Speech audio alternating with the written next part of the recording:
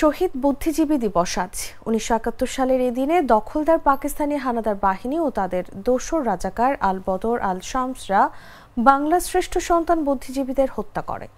বুদ্ধিজীবী হত্যার ঠিক দুদিন পর ১৬ ডিসেম্বর জেনারেল নিয়াজির নেতৃত্বাধীন বর্বর পাকিস্তানি বাহিনী আত্মসমর্পণ করে এবং স্বাধীন দেশ হিসেবে বাংলাদেশের অভ্যুদয় ঘটে। যথাযোগ্য মর্যাদায় শহীদ বুদ্ধিজীবী দিবস পালনের লক্ষ্যে সরকারিভাবে বিভিন্ন কর্মসূচি নেওয়া হয়েছে। এছাড়া দিবসটি উপলক্ষে বিভিন্ন রাজনৈতিক, সামাজিক ও সাংস্কৃতিক সংগঠনও বিভিন্ন কর্মসূচি গ্রহণ করেছে।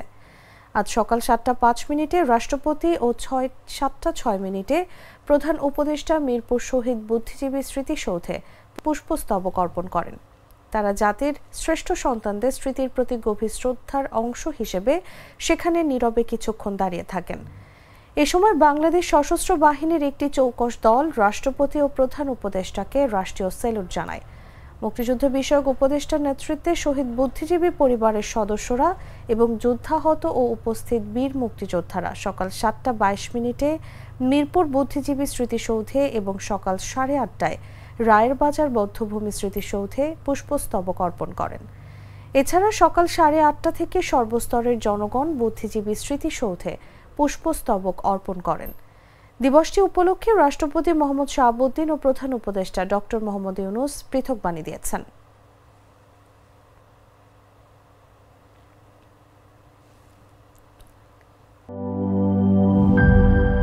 Cheer up!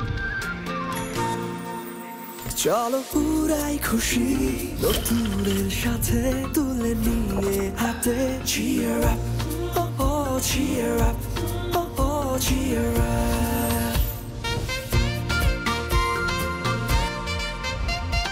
চুমুকে চুমুকে enjoy the life চলো পুরাই খুশি তুলে নিয়ে হাতে Cheer up! Oh oh cheer up! চিল হবে রিফ্রেশিং মুডে। চিয়ার আপ, চলো উড়াই খুশি।